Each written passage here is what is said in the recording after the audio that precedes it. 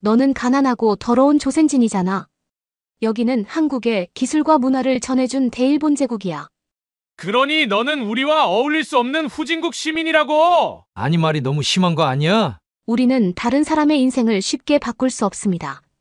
하지만 이 세상에는 입양이라는 제도를 통해 한 아이의 인생을 바꾸는 고마운 사람들이 있는데요. 오늘 소개해드릴 사연은 한국에서 아이를 입양한 후 오히려 자신의 인생이 더 행복하게 바뀌었다는 일본 여성의 경험담입니다. 또한 그녀의 아들은 그녀의 사랑 덕분에 스스로 한국인이라는 사실을 굉장히 자랑스럽게 여긴다고 하는데요. 과연 그녀에게는 무슨 일이 있었던 걸까요? 일본 여성의 사연입니다. 감동시작 애청자 여러분. 영상 시작 전 좋아요와 불우이웃을 위해 끝까지 시청 부탁드립니다. 안녕하세요. 저는 일본에 거주하고 있는 여성입니다. 오늘은 특별하다면 특별하고 평범하다면 평범한 저와 제 아들 이야기를 하려고 합니다. 저에게는 사랑스러운 아들이 하나 있습니다. 하지만 이 아이는 제가 가슴으로 낳은 아이입니다. 저는 한국에서 태어난 혁수라는 아이를 입양했으니까요. 어릴 적부터 저는 어른이 되어 부모가 된다면 아이에게 아늑한 집과 사랑스러운 가정을 주고 싶다고 생각했습니다. 하지만 선천적으로 몸이 많이 아파 아이를 갖게 되면 제 몸이 그걸 견디지 못할 것이며 또 낳게 된다면 제 목숨까지 잃을 수 있을 정도라고 의사는 말해주었습니다. 그래도 저는 꿋꿋하게 괜찮을 거라며 태어날 아이를 위해서라면 몸이 별거냐고 했지만 남편과 가족들이 끝까지 반대하는 바람에 고집을 꺾었습니다. 대신 입양을 알아보게 되었죠. 처음엔 가까운 곳 그러니까 일본에서 아이를 입양하려 했습니다. 제가 살고 있는 곳이니 어쩌면 당연했겠죠. 그러던 어느 날 일본어로 번역되어 있는 한국 동영상을 인터넷에서 보게 되었습니다. 별 생각 없이 누른 건데 내용은 상상 이상으로 슬프고 감동적이었어요. 좋지 않은 한국 경제사회로 인해 한국에서 입양되지 못한 아이들이 해외에 나오고 있다는 내용이었거든요. 영상을 계속 보는데 조금 충격적인 장면을 마주하게 되었습니다. 일본으로 입양 온 아이가 또래 아이들로부터 인종차별을 당하는 장면이었죠. 사실 제 주변에 한국인이 거의 없기도 했고 인종차별이란 건 그냥 흘려듣는 소리였지 진짜로 누군가 하고 있다는 생각은 한 번도 못했거든요. 일본에서 자라고 일본어도 유창하게 말함에도 불구하고 영상 속 아이는 다른 또래 아이들에게 차별을 받고 있었습니다.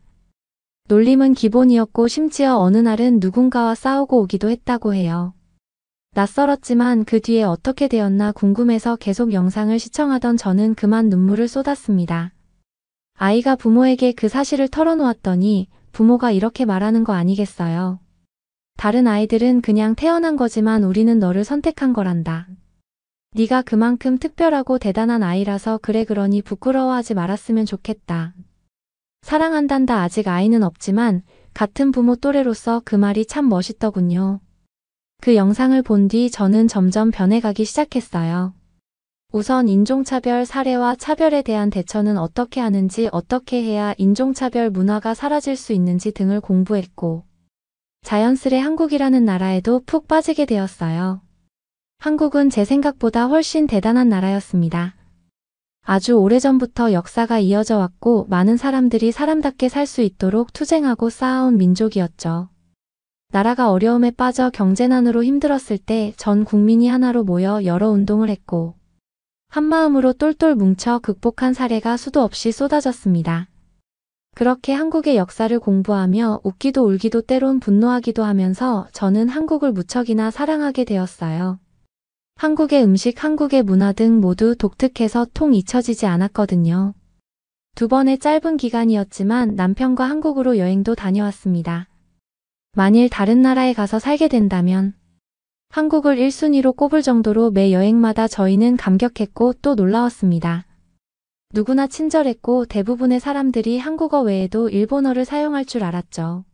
한국에서는 모든 것이 척척 빠르게 진행되었고 한 번도 기다림에 지친 적이 없었습니다. 재미있는 전통 문화와 다양한 한국 음식은 저를 지루할 틈도 주지 않고 여행하는 내내 저를 설레게 했습니다. 2번째 한국 여행을 끝마치고 돌아온 어느 날 남편이 조심스레 이야기를 꺼내더군요. 혹시 아이 입양을 한국에서 하는 건 어떻냐고요? 그 순간 저도 모르게 소리를 지를 뻔했습니다. 정말 깜짝 놀랐거든요. 저 또한 해본 생각이었지만 타국에서 아이를 입양하여 데려오는 것이 그 아이에게 나중에 상처가 되진 않을까? 걱정돼 남편에게는 말하지 않았거든요. 저는 좋다고 했습니다. 그리고 저희는 빠르게 준비하기 시작했어요. 그렇게 저 멀리 한국이라는 나라에서 아들 혁수를 입양하게 되었고, 생명을 책임진다는 숭고한 일을 제가 할 수 있음에 밤낮으로 신께 감사하다고 빈 것 같습니다. 처음 혁수를 데리고 왔을 때 혁수는 갓난아기였습니다. 몸을 뒤집는 것조차 혼자 힘으로는 할 수 없는 정말 작은 아이였죠. 이름은 어떻게 할까 고민하다. 아이를 입양해준 기관에서 아이를 부르던 이름으로 부르기로 했어요. 그 이름이 바로 혁수였습니다.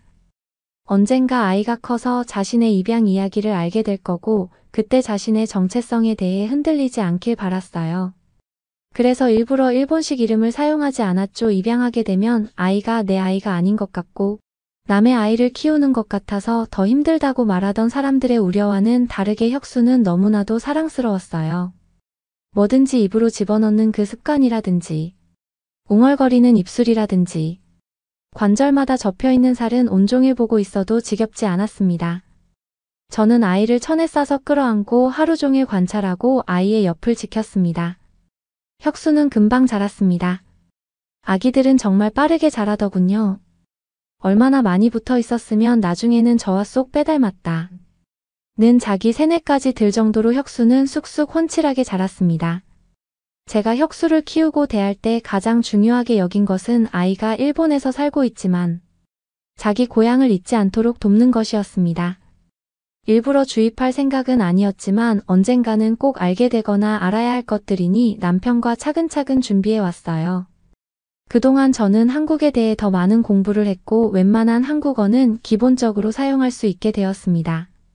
꼭 혁수에게 한국어도 가르쳐주고 싶었거든요. 이후에는 한인타운에 가서 한국의 식문화와 요리법을 공부했습니다. 가끔씩 한국식 음식이 끌릴 때면 저희 가족은 양껏 음식을 만들어 한국에 있는 기분을 만끽하곤 했어요. 남편과 아이들도 참 좋아했죠. 특히 한국에 아직 가본 적 없는 혁수 또한 자기 입맛에 너무 잘 맞는다며 꼭 한번 가보고 싶다고도 종종 이야기했죠.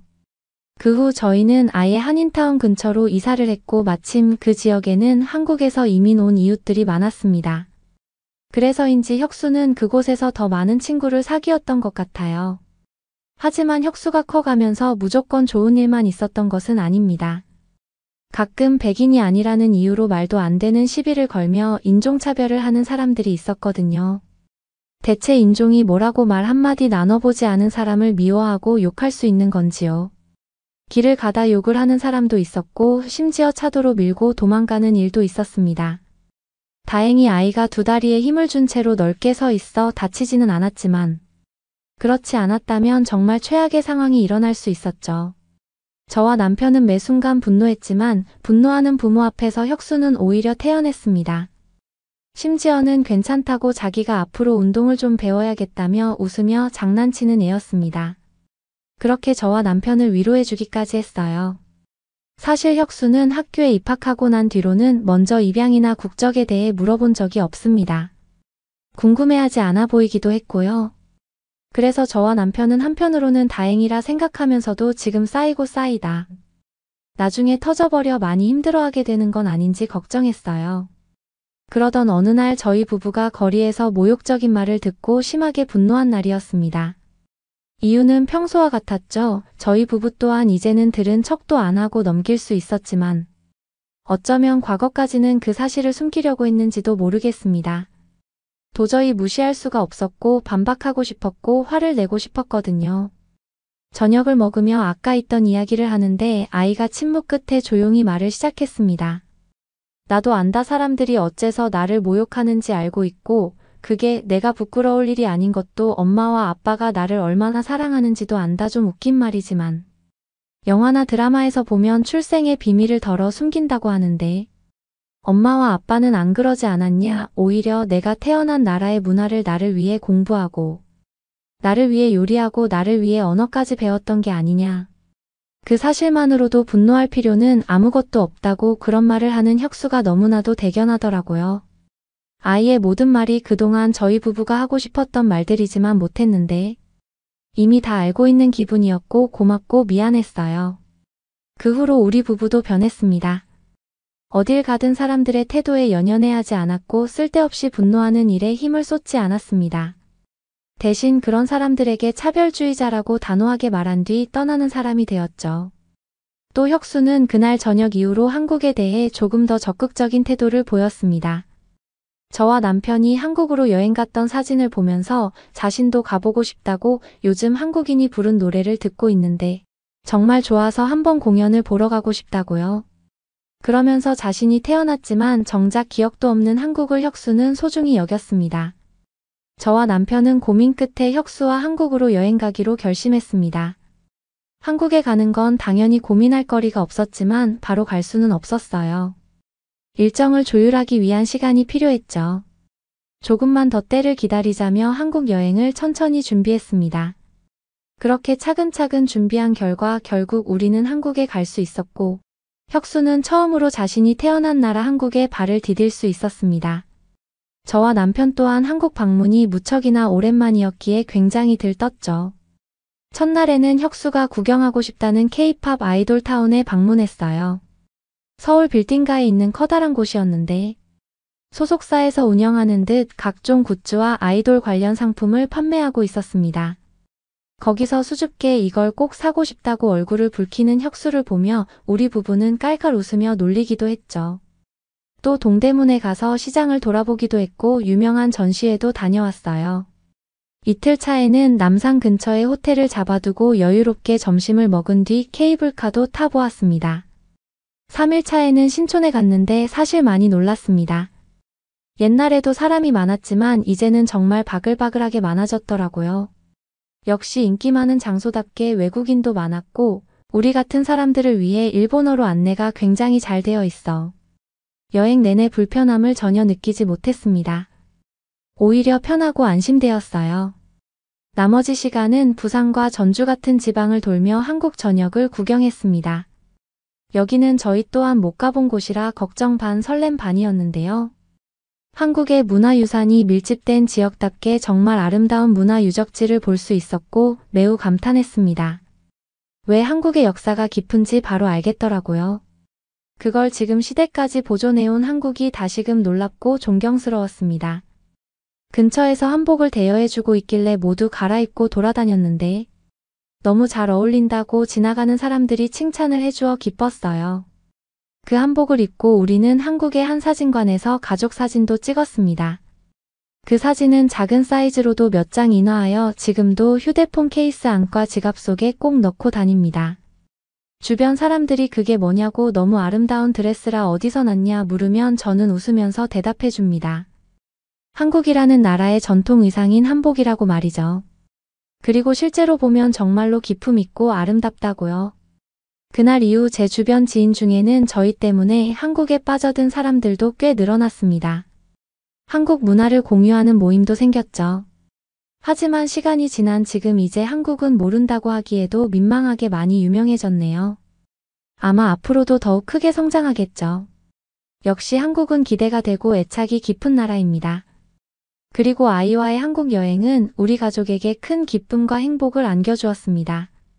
일본으로 입양되어 일본에서 살고 있음에도 혁수가 자신이 누구이고 어디에서 왔는지와 같은 혁수의 정체성을 확고히 하는데 큰 도움이 되었거든요. 또한 우리 가족은 한국이 얼마나 아름답고 위대한 나라인지를 직접 두 눈으로 확인했기 때문에 혁수는 한국에서 태어났다는 사실을 아주 자랑스럽게 생각하게 되었습니다. 이제는 제가 모르는 한국 소식을 누구보다 먼저 빠르게 전달해주는 아들입니다. 한국이라는 나라를 알게 된 것 그리고 혁수를 입양하게 된 건 제 인생에서 벌어진 일 중 가장 찬란한 일입니다. 혁수와 함께하면서 제 삶에는 행복과 사랑과 기쁨이 가득 차게 되었고 혁수와 함께 할 수 있다는 것에 매일 감사하며 살고 있습니다. 어떻게 보셨나요? 한국에서 입양한 아들 덕분에 한국과 새로운 인연을 맺게 된 일본 여성의 사연이었습니다. 우리는 그녀의 이야기를 통해 사랑이 어떻게 아이의 인생을 변화시킬 수 있는지를 볼 수 있는데요. 그녀의 몸은 임신하기에 위험할 정도로 약했지만 그녀의 마음만큼은 엄마가 되기에 충분할 정도로 강했습니다.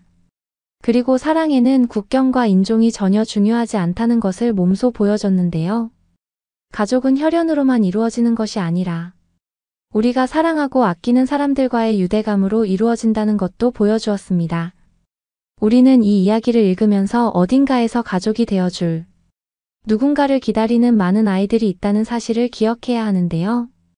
이 일본 여성의 이야기가 다른 사람들에게 영감을 주고 더 많은 아이들이 가족을 찾아가는 계기가 되었으면 좋겠습니다. 여러분은 이번 사연을 통해 어떤 것을 느끼셨나요? 구독과 좋아요 부탁드리며 사연자분께 전해드릴 댓글도 남겨주시면 전달해드리겠습니다. 그러면 더욱 감동적인 다음 사연으로 넘어가겠습니다.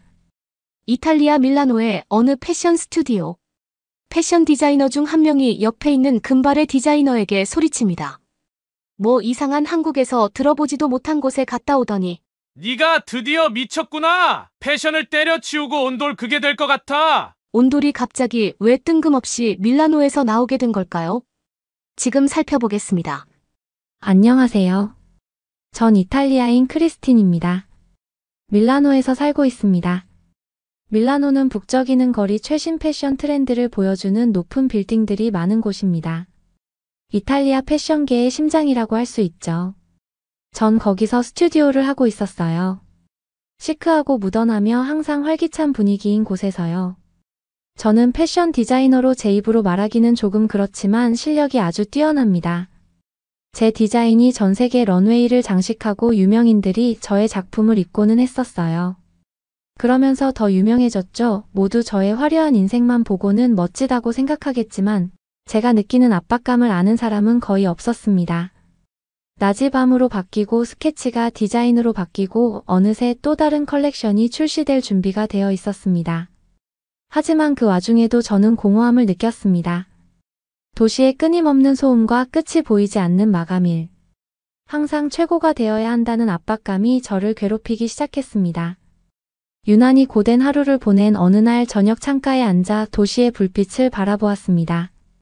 잠들지 않는 도시는 활기차게 돌아가고 있었지만 제가 원하는 것은 휴식뿐이었습니다.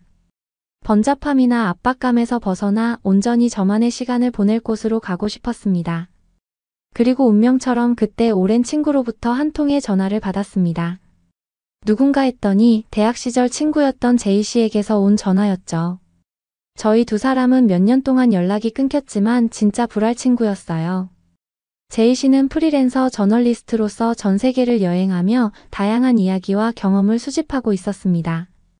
고풍스러운 작은 카페에서 향긋한 커피 한 잔을 마시며 최근 한국에서의 여행에 대하여 이야기하기 시작했습니다. 전 제이 씨가 설명하는 한국에 대해서 열심히 들었어요. 하지만 제이 씨가 서해 금빛 열차에 대해 이야기를 했을 때 전 가장 흥미로웠죠. 이건 그냥 기차를 타는 게 아니야. 미아 제이 씨가 흥분한 듯 눈을 반짝이며 말했습니다. 시간과 문화를 경험하는 여행이야. 저는 시간과 문화라는 단어에서 설레었어요. 이게 제가 갈망하던 탈출구가 될 수 있을까요? 그 상상은 유혹적이었습니다.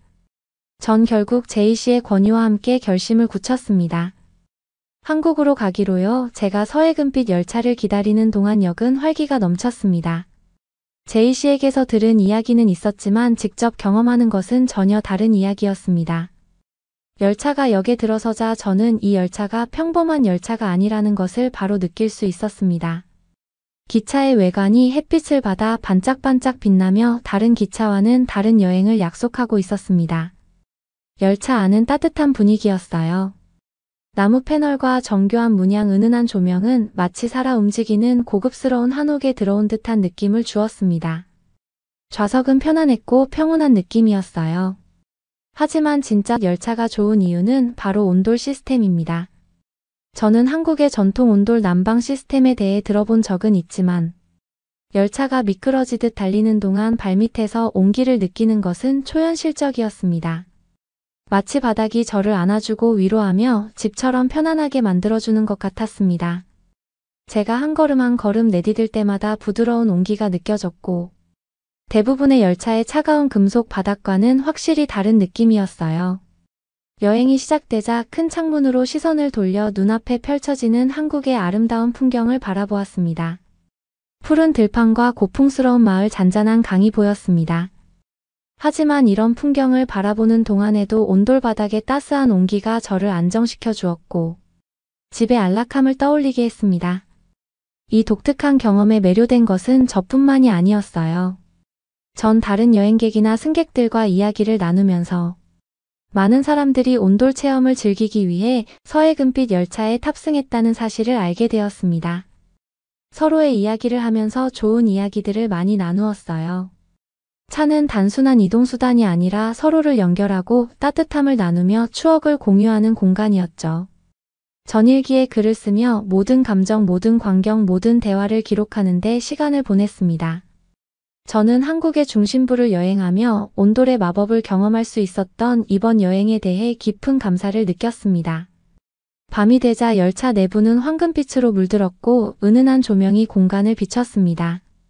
전좌석에 몸을 웅크리고 온돌 바닥의 따스한 온기를 느끼며 평화로운 잠에 빠졌습니다. 서해금빛 열차는 정말 따뜻함과 편안함, 그리고 발견의 여정이었습니다. 얼마 후 기차는 부산에 도착했어요. 전통 한옥이 현대식 건물 옆에 당당히 서 있는 옛것과 새것이 어우러진 부산만의 매력이 있었죠. 부산은 신선한 공기와도 같았습니다. 거리에는 벚꽃나무가 줄지어 있었고 꽃잎이 바람에 흩날렸습니다. 주민들은 따뜻한 미소로 저를 맞이했고 그들의 환대는 저를 환영하는 기분이 들게 했습니다. 저는 첫날을 탐험하며 모든 시각과 청각 향기에 흠뻑 취해 보냈습니다. 저는 부산에서 유명하다는 중국집에 가서 짬뽕을 먹었고 산이 베어 물 때마다 전에 경험하지 못한 풍미가 가득했습니다. 100년 정도 된 전통을 자랑하는 맛집이었습니다. 정교하게 설계된 지붕과 기둥, 화려한 문으로 이루어진 건축물은 볼거리였습니다. 해가 지고 하늘이 분홍색과 주황색으로 물들자 전 바닷가에 앉아 지금까지의 여정을 되돌아보았습니다. 부산은 제가 원하던 쉴 수 있는 곳이었어요. 밤이 깊어지자 전 예약해둔 온돌 호텔로 향했습니다. 온돌 호텔이 뭐가 그리 특별할까 싶기도 했지만 제이 씨가 추천해준 곳이어서 가게 되었습니다. 온돌 호텔은 저에게 익숙한 일반적인 호텔과는 달랐습니다. 호텔 안으로 들어서는 순간 마치 과거로 시간여행을 떠나는 것 같았어요. 한국의 전통 건축 양식에 현대적인 디자인이 어우러진 아름다운 호텔이었어요. 객실은 나무 바닥과 낮은 가구로 꾸며져 있었고 섬세한 수작업으로 칠해진 스크린 공간을 구분하고 있었습니다. 하지만 하이라이트는 바로 온돌 난방 시스템이었죠. 저는 처음에 침대가 없어 의아해했지만 직원이 따뜻한 바닥에서 자는 독특한 콘셉트에 대해 설명해 주었습니다. 그날 밤 저는 따뜻한 온돌 바닥에 직접 깔린 푹신한 침구에 누웠을 때 신체뿐만 아니라 정서적으로도 따뜻한 온기가 스며드는 것을 느꼈습니다. 저에게는 그동안 느끼지 못했던 위로가 찾아왔습니다. 한국 전통 한옥에 대해 많은 이야기를 들은 전 한옥에서의 하룻밤이 궁금했습니다. 한옥은 목조 구조 곡선형 지붕 안뜰이 특징인 한국의 전통 가옥입니다. 저는 전주로 이동을 했습니다. 전주 한적한 구석에 아름답게 보존된 한옥 펜션에서 관광객들에게 숙박을 제공하고 있었습니다. 집은 돌담으로 둘러싸여 있었고 전나무 대문을 통해 들어서는 순간 고요한 오아시스에 온 것 같았습니다. 마당은 분재 나무석 등 비단잉어가 가득한 작은 연못으로 장식되어 있었습니다.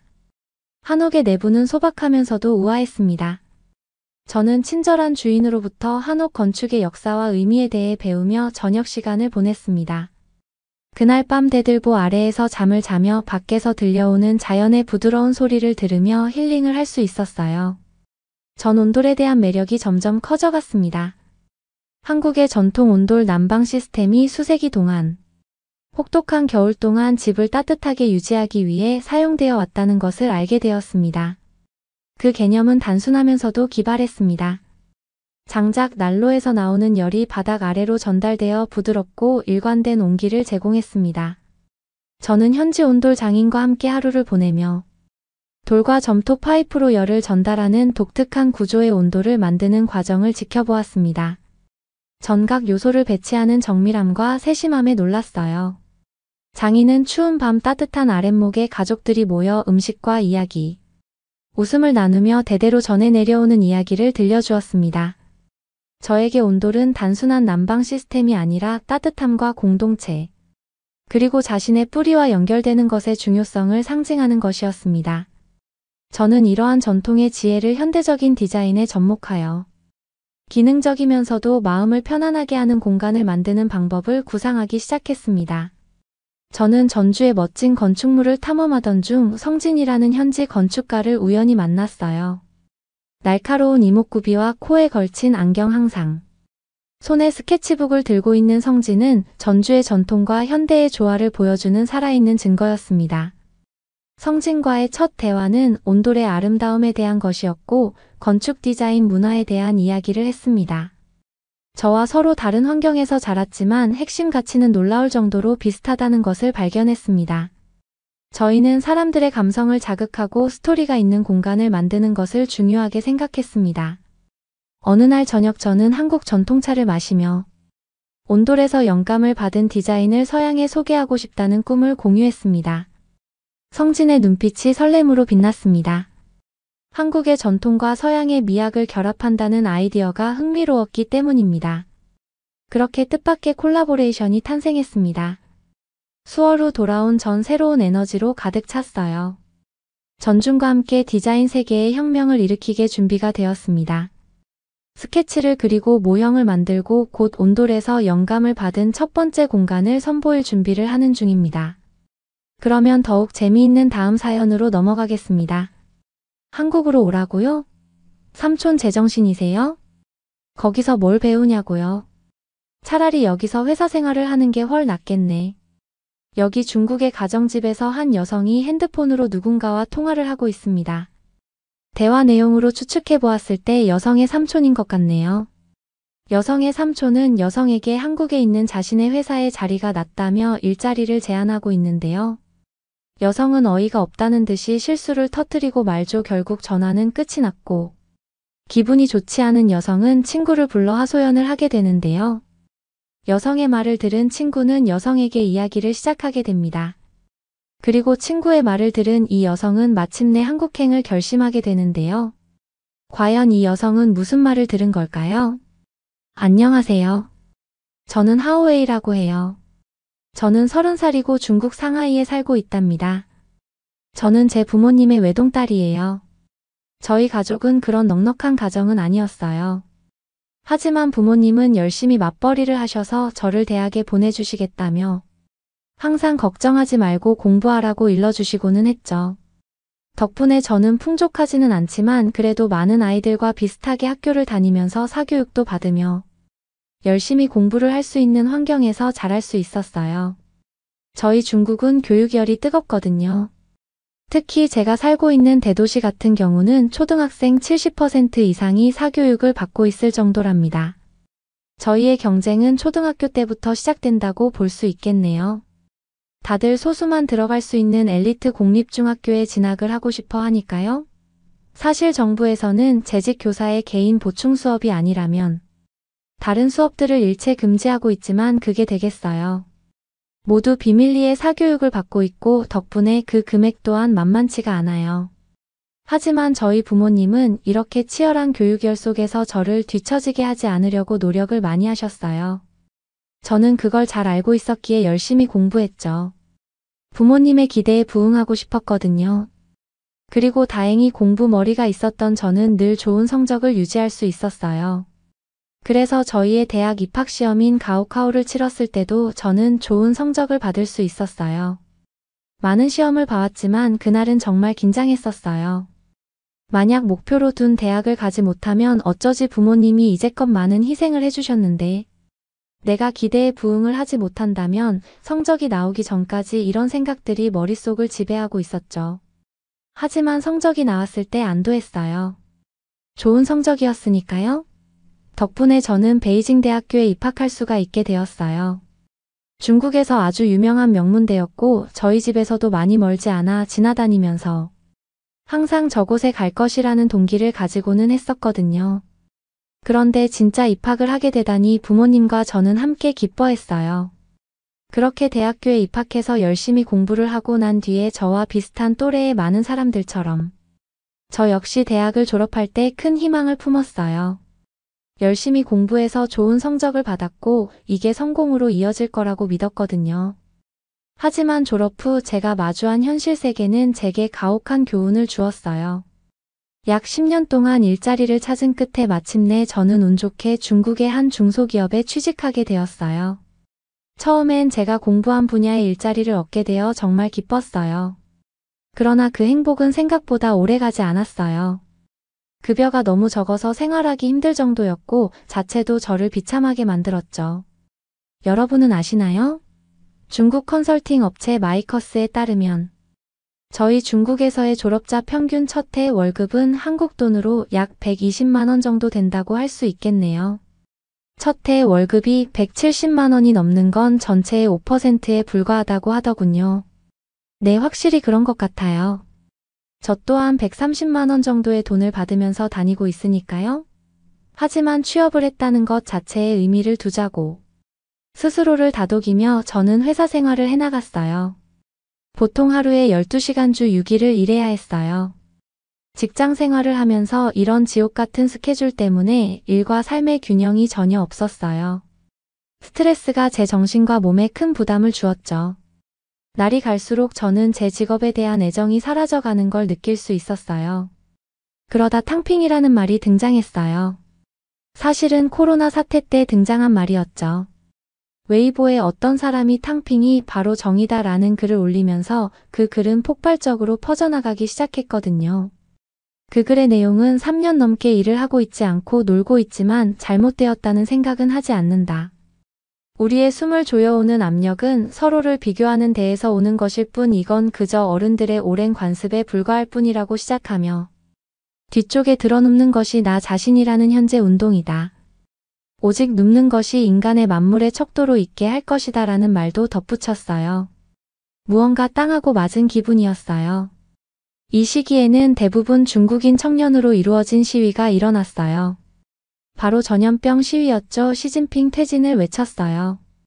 다들 봉쇄 조치가 너무 심해서 그런 줄 알겠지만 다른 이유도 있었어요. 가장 중요한 요구는 무한 경쟁과 높은 실업률로 인해 자포자기 세대가 되어버린 전염병 사태와 집값 상승, 경기 둔화로 인한 모든 짐을 짊어지게 된 세대인 청년들을 어떻게 좀 하라는 것이었죠. 실제로 탕핑족은 1990년대부터 2010년대 태어난 이들이에요.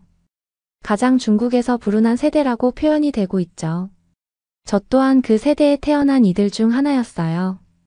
이렇게 회사에 최대한 적응하려고 노력하며 스트레스를 극으로 받고 있던 그 즈음에 탕핑이라는 것에 대해 다시 한번 듣게 되었어요. 점점 많은 젊은 중국 신입 회사원들이 이미 탕핑에 대해 얘기하고 있었죠. 탕핑은 영어로 눕다라는 뜻이에요. 끊임없이 일하라는 압박이 아니오라고 말하고 대신 단순한 삶을 살자는 것이 주된 개념이죠.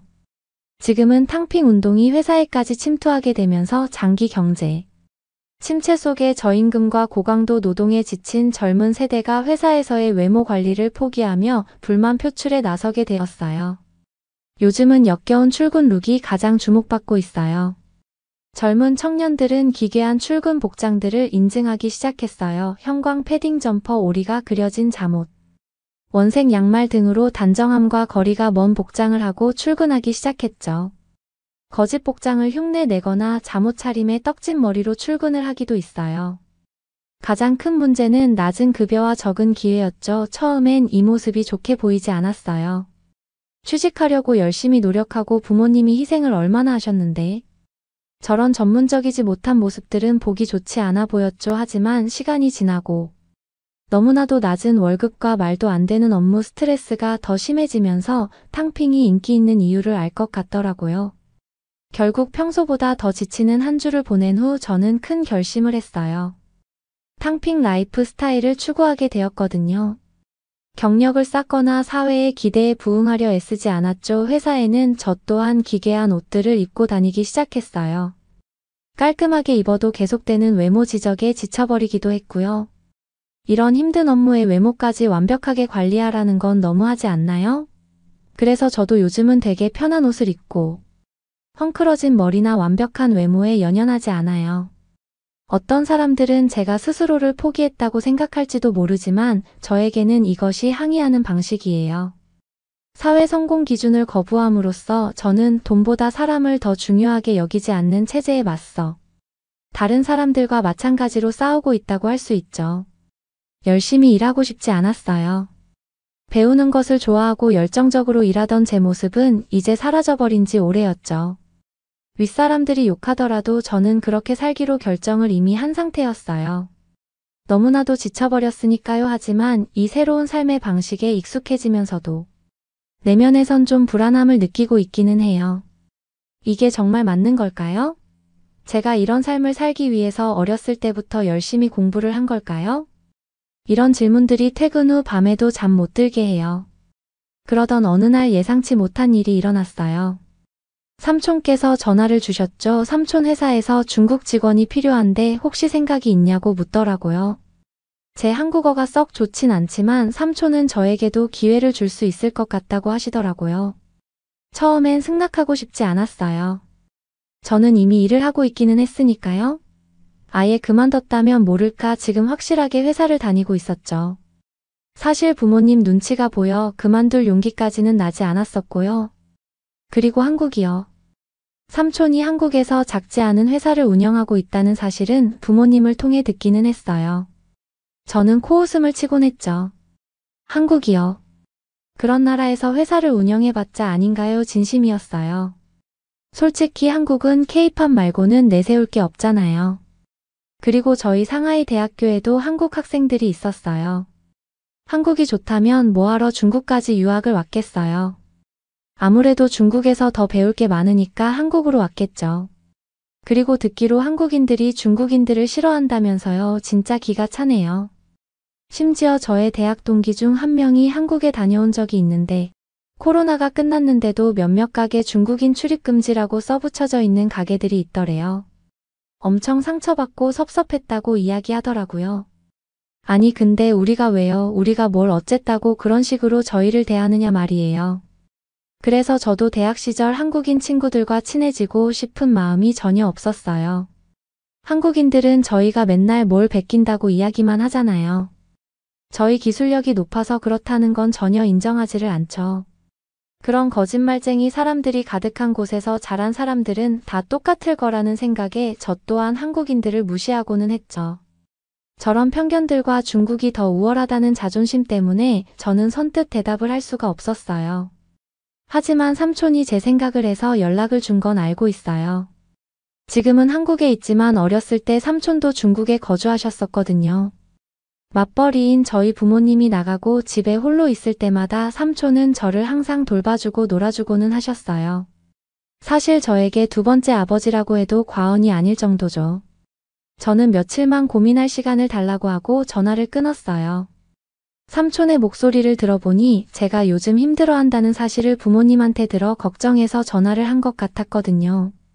저는 갑갑한 마음에 친구 차오루를 불러 한잔하기로 했어요. 모처럼 일주일 중 하루 쉬는 날인데 그냥 보내기도 좀 아쉬웠고요. 저희는 맥주집에 마주 앉아 이야기를 나눴어요. 당연히 저희 삼촌의 제안도 차오루에게 이야기해 주었죠. 너무 잘됐다. 차오루는 저희 예상외의 반응을 보이며 저에게 말했어요. 적극 추천하더라고요. 한국으로 가라고 제가 비웃으며 말했어요. 한국을 잘 모르는구나. 하오웨이 지금 한국이 얼마나 발전했는데 문화적으로도 그렇고 기술적으로도 말이야. 그 말에 공감을 할 수가 없었어요. 한국이 발전 재밌네요. 항상 뉴스에서 보이는 거라곤 인형처럼 춤추는 가수들 뿐인데 말이죠. 그리고 첫 월급도 우리보다 많이 받는데. 너 안 갈 거면 나라도 추천해 주던지. 차오루가 눈을 반짝이면서 이야기하더라고요. 저는 조금 당황했죠. 차오루가 이 정도로 적극성을 보일 줄은 몰랐거든요. 한국이라고 뭐 다르겠어. 거기도 죽은 것처럼 일이나 하겠지. 제가 말했어요. 한국은 우리보다는 덜 일한다고 들었어. 그리고 연차라는 것도 있다던데. 한국에서 온 동료한테 들었는데 한 달에 한 번씩 연차라고 쉴 수 있는 유급 휴가를 주고 주 5일 출근을 한대. 그리고 어떤 곳은 재택근무를 주로 하기도 하고 심지어 여자한테는 생리휴가도 준다고 하더라고. 차오루가 한국 회사에 대해서 줄줄이 말해주었어요. 그 말은 좀 솔깃하더라고요. 연차 말이에요. 그런 걸 준다고요. 한 달에 한 번 원하는 때에 쉴 수 있는데 돈까지 준다니요. 그리고 솔직히 하오웨이 넌 너무 달라진 것 같아. 탕핑족이 안 좋다는 건 아니야. 하지만 넌 원래 엄청 열정적이고 도전적인 아이인데 지금의 너는 모든 걸 다 포기한 것 같아. 한국에 가면 좀 달라질 수도 있지 않을까? 난 가보는 게 좋다고 생각해.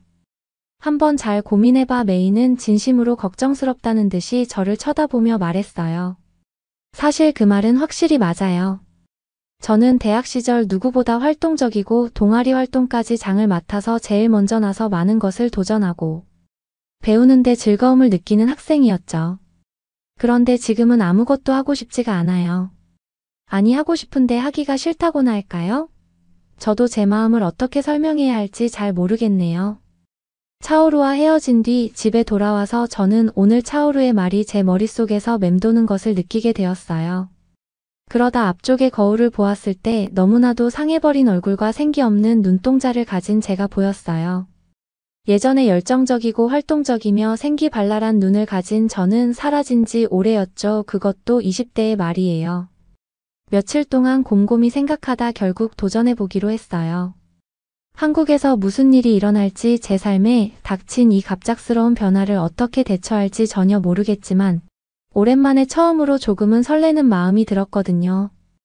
탕핑은 제게 휴식이었지만 제 일부는 여전히 성장하고 새로운 것을 배우고 싶어 하고 있다는 것을 깨달았어요. 그리고 한국에서 제발 그럴 수 있는 기회가 있기를 바랄 뿐이에요. 그래서 저는 직장에 용기를 내어 사직서를 제출했어요. 이제는 되돌릴 수 없는 길을 걷게 된 거죠. 저는 이제 중국을 떠나 새로운 나라, 새로운 길로 향할 준비를 합니다. 작은 가방을 싸면서 어떤 모험과 교훈이 기다리고 있을지 긴장이 되지만 희망도 있어요. 이미 결정한 이상 이건 제 자신만의 새로운 이야기를 쓸 기회이고 저는 이 기회를 낭비하고 싶지 않거든요. 깊은 숨을 내쉬며 아파트 문을 닫고 공항으로 향했어요. 앞으로 닥칠 모든 일을 받아들일 준비가 되어 있었죠. 인천국제공항에 내려서자마자 저는 긴장되면서도 설레는 마음이 들었어요. 공항에 도착해 입국 수속을 밟고 긴장된 상태로 밖으로 나서면서 저는 깊게 숨을 들이마시며 이것이 배우고 성장할 기회라고 스스로에게 말했어요. 삼촌 회사에서는 제가 서울에 머무는 동안 작은 아파트를 제공해 주셨어요. 거기까지 지하철을 타고 가면서 모든 게 얼마나 깨끗하고 효율적인지에 대해서 감탄했죠. 지하철이 너무나도 깨끗했거든요. 그리고 사람들은 모두 질서정연하게 자신의 순서를 기다리고 있었죠. 고향에서의 붐비고 혼잡한 대중교통과는 너무 다른 모습이었어요. 마침내 새 아파트에 도착했을 때 저는 기분 좋게 놀랐어요. 크지는 않았지만 아파트는 깨끗하고 현대적이었으며 필요한 모든 것이 갖춰져 있었거든요. 저는 얼른 짐을 풀고 따뜻한 샤워를 한 뒤 편안한 침대에 누웠어요. 비행시간이 길지는 않았지만 너무 긴장을 했던 상태라 조금 피곤하기는 했거든요. 그렇게 긴장이 풀린 상태로 저는 편안한 잠에 들게 되었어요. 다음날 저는 출근을 위해 일찍부터 일어나 준비를 시작했어요. 출근을 위해 이렇게 깨끗하게 샤워를 하고 단정하게 옷을 입는 것은 참으로 오랜만이었죠. 준비를 마친 뒤 저는 숙소 밖으로 나와 한국의 삼촌의 회사로 출근을 했어요. 큰 유리 건물로 걸어 들어가는 제 심장은 쿵쿵거렸죠. 회사 안에 들어가자. 친절해 보이는 한국인 박진석 부장님께서 저를 반갑게 맞이해 주셨어요. 팀에 온 걸 환영해요. 하오웨이 씨 함께하게 되어 기쁩니다. 박진석 부장님의 친절한 안내로 바로 일을 시작하면서 저는 한국의 직장 문화가 제가 중국에서 경험한 것과는 매우 다르다는 걸 금세 깨달았어요. 한국 회사에서는 팀워크와 서로 돕는 걸 정말 중요하게 여기고 있더라고요. 동료들은 항상 저를 도울 준비가 되어 있었고 덕분에 저는 아주 빠르게 그들과 좋은 관계를 형성해 나갈 수 있었죠. 하지만 진짜 감명 깊었던 건 모두가 얼마나 전문적이고 헌신적인지였어요. 신입부터 윗선까지 모두가 일을 매우 진지하게 받아들이고 훌륭한 성과를 낸다는 것에 자부심을 느끼고 있었거든요. 그들의 직업 윤리와 탁월함에 대한 헌신을 보며 저 역시 동기부여가 되었어요. 점점 예전에 활동적이고 열정적인 저로 돌아오는 기분이 들었죠. 한 달이 넘어가면서 저는 이 새로운 환경에서 잘 해내고 있다는 걸 깨달았어요. 한국어 실력도 물론 많이 부족하지만 전보다는 훨씬 좋아졌고 서울에서 점점 더 편안함을 느껴갈 수가 있었죠. 친절한 동료들 덕분에 서울의 활기찬 동네들을 탐험하고 한국 음식도 즐길 수가 있었어요. 놀라웠던 점 중 하나는 월급이었어요. 차오루 말이 맞았어요. 중국보다 첫 월급이 확실히 높더라고요. 삼촌이 대단해 보이기도 하면서 기분이 좋았어요. 드디어 제가 하는 일에 대한 제대로 된 보상을 받는 것만 같았죠. 월급을 받자마자 저는 삼촌에게 멋진 넥타이를 하나 선물해 드렸어요. 너무 감사한 마음이 들었거든요. 삼촌은 뭘 이런 걸 주냐면서 허어 웃으셨지만 저는 한국에 오게 된 것에 너무 행복해하고 있었기에 너무 작은 선물이라고 생각했어요. 그리고 또 회사에서 놀라웠던 점은 신입들이 자신의 워라밸을 잘 챙기면서 관리 또한 잘하고 있다는 점이었어요. 한국 회사는 9시부터 6시 출근이 기본이었어요. 저희 삼촌 회사 또한 마찬가지였죠. 그리고 주 5일 출근에 연차도 있었어요. 심지어는 모아서도 쓸 수가 있더라고요. 저희 신입 동료들은 주말에 가까운 곳으로 소풍을 간다든지 끝나고 자신의 취미생활을 한다든지 운동을 한다든지 연차를 모아서 먼 곳으로 여행을 떠난다든지 하며 일의 스트레스 또한 해소하면서 일을 하는 시간에는 집중해서 자신의 일을 프로페셔널하게 처리하고는 했어요. 얼마나 옷을 깔끔하게 입고 단정하게 회사를 다니는지 무조건적인 정장이나 세미 정장 같은 옷이 아니었어요. 저희 회사는 자율복장이었거든요. 모두들 편하지만 깔끔한 소위 말하는 출근룩을 갖춰 입고 오고는 했어요. 다들 오늘은 어떤 옷을 입고 왔을까? 하면서 구경하는 재미도 쏠쏠했죠. 그들의 그런 모습에 저희 중국에서의 모습이 떠올랐어요. 중국에서의 제 생활이 하나도 없이 지쳐있고 머리도 안 감고 떡진 머리로 기괴한 옷을 입고 생기 없는 눈으로 출근했던 제 모습 말이에요. 지금 제가 다니고 있는 회사의 사람들과는 매우 대조되는 모습이었죠. 순간 이곳에 오기로 결정하기 잘했다는 생각이 들었어요. 일자리를 제안해준 삼촌부터 제 가장 친구 매입까지 모두에게 감사한 마음이 들더군요. 그러나 이 새로운 생활을 받아들이면서도 아직 무언가 부족하다는 느낌을 무시할 수는 없었어요. 중국에서 탕핑하던 나날들 그리고 거기에 이르게 한 길 잃은 느낌과 방향 상실감이 떠올랐죠. 그 삶으로 돌아가고 싶진 않았지만 중국에서의 삶과 친구들 그리고 가족들까지 그리운 마음은 떨쳐내기가 힘들었죠. 어느 저녁 퇴근길에 저는 2개의 큰 아파트 건물 사이에 작은 공원을 발견했어요. 바쁜 도시 한복판에 있는 평화로운 곳이었고 저는 왠지 모르게 그곳에 이끌렸죠. 벤치에 앉아 서울의 하늘 위로 지는 해를 바라보며 갑자기 무언가를 깨달았어요. 어쩌면 답은 탕핑과 끊임없는 노동생활 중에 선택해야 하는 것만이 아닐지도 몰라요. 어쩌면 균형을 찾을 수도 있을지도 모르죠. 제 열정을 쫓으면서도 제 가치관에 충실한 삶을 사는 법 말이에요. 그리고 어쩌면 한국에서의 시간이 그 균형을 찾는 데 도움이 될지도 모른다는 생각이 들었어요. 새로운 목적 의식을 느끼며 저는 일어나 몸의 먼지를 털어냈어요. 아직 배울 게 많고 갈 길이 멀다는 걸 알고 있었지만 오랜만에 처음으로 미래에 대한 희망을 느꼈어요. 그리고 이 여정이 저를 어디로 이끌지 기대가 됐죠. 고개를 높이 들고 공원을 걸어 나왔어요. 저는 앞으로 닥칠 어떤 도전들과 기회를 받아들일 준비가 되어 있었죠. 한국은 벌써 제게 많은 것을 가르쳐 주었고 더 많은 지혜를 줄 거라는 느낌이 들었어요. 열린 마음과 희망찬 마음으로 저는 앞으로 나아가려고 해요. 미래가 가져다 줄 것들을 발견하려는 열망으로 말이죠. 한국에서 더 많은 시간을 보내면서 제 자신에게 변화가 생기기 시작하는 것을 느꼈어요. 전보다 훨씬 더 의욕적이고 더 집중하며 그 어느 때보다 자신감이 넘쳐났죠. 그러나 이런 긍정적인 변화에도 불구하고 여전히 무언가 부족하다는 느낌이 들었어요.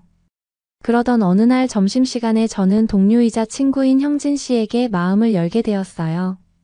형진 씨는 항상 사람들의 이야기를 잘 경청해주는 사람이었어요. 그리고 제가 처음 이곳에 왔을 때에도 저를 친절하고 인내심 있게 제일 많이 도와주고 알려준 분이기도 하고요. 저는 형진 씨에게 중국에서의 저희 고민 탕핑을 선택하게 만든 길 잃은 느낌에 대해 이야기했어요. 말하면서 그의 평가가 두려웠지만 그는 이해심 있게 들어주었죠. 많은 젊은 한국인들도 똑같이 느껴요. 그가 생각에 잠겨 말했어요.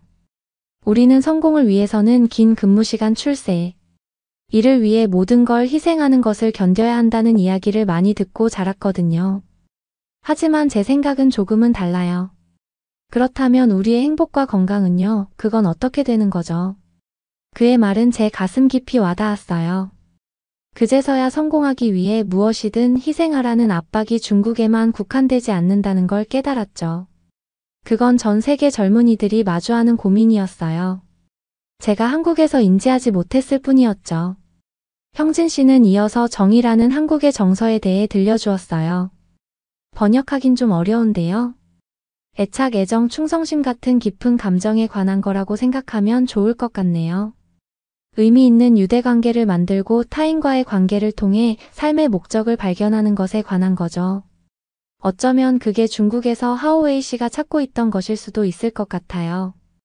그가 말했어요. 탕핑은 당신이 일과 돈 이상의 의미를 찾으려는 방식이었을지도 몰라요. 그의 통찰력은 점심시간이 끝난 훨씬 뒤까지도 제 마음에 남아 있었어요. 저는 한국에서의 시간을 새로운 시각으로 바라보기 시작했습니다. 단순히 문제로부터 도망치는 것이 아니라 그토록 갈망하던 균형과 의미를 찾을 기회로 말이에요. 저는 동료들과 더 깊이 소통하려 노력하고 상호 이해와 존중을 바탕으로 한 관계를 만들어가기 시작했어요. 주말에는 지역 봉사활동에 참여해 도움이 필요한 불우한 어린이들과 노인분들을 돕기도 했죠. 점차 제 안에서 형진 씨가 말한 정이 자라나는 걸 느꼈어요. 그건 더 이상 직장에서 그저 하루하루를 보내는 게 아니었죠. 저는 친절과 연민 유대를 소중히 여기는 공동체의 일원이 된 거예요. 제 여정을 되돌아보니 탕핑도 성공을 향한 끊임없는 추구도 저에겐 제가 찾던 답이 아니었다는 걸 깨달았어요. 핵심은 조화의 길을 찾는 거예요. 성장과 목적을 추구하면서도 제 가치관에 진실된 삶을 사는 길을 말이죠. 한 번은 봉사활동을 마치고 몇 주 전 깨달음을 얻었던 그 공원을 지나가게 되었어요. 해가 도시를 따뜻한 빛으로 물들이고 있었죠.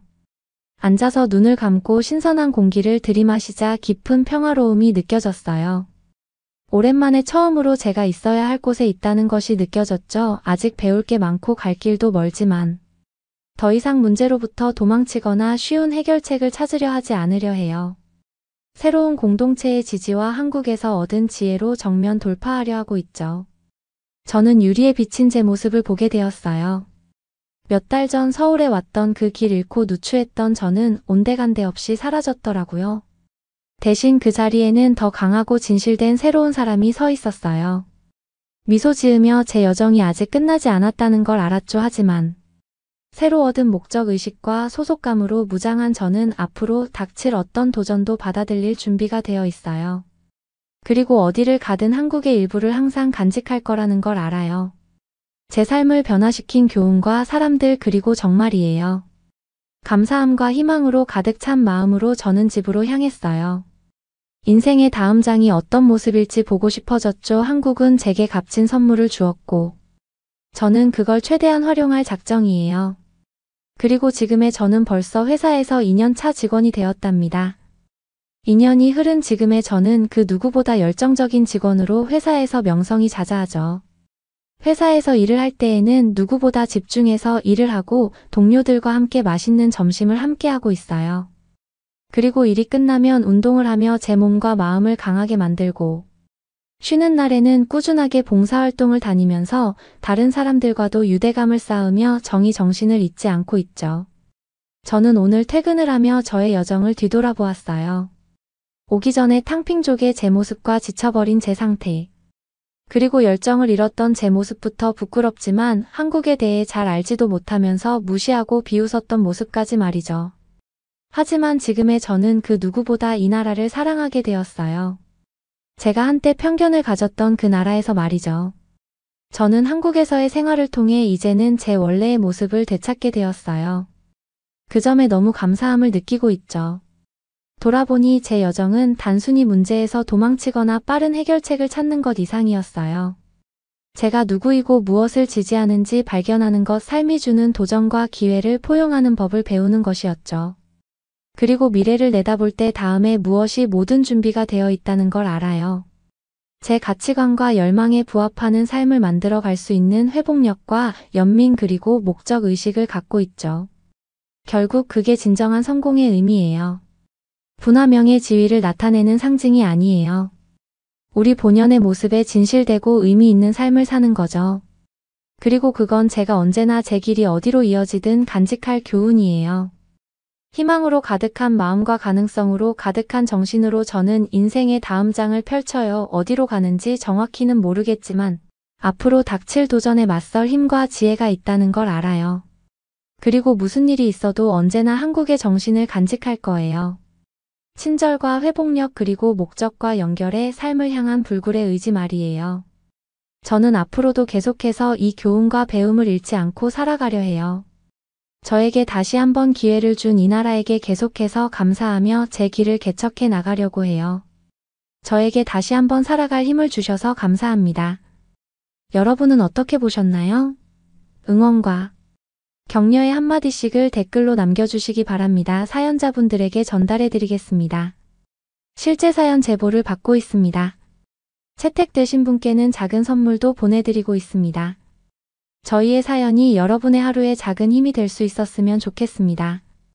감동적인 사연을 주변 분들과 이야기 나눠보세요.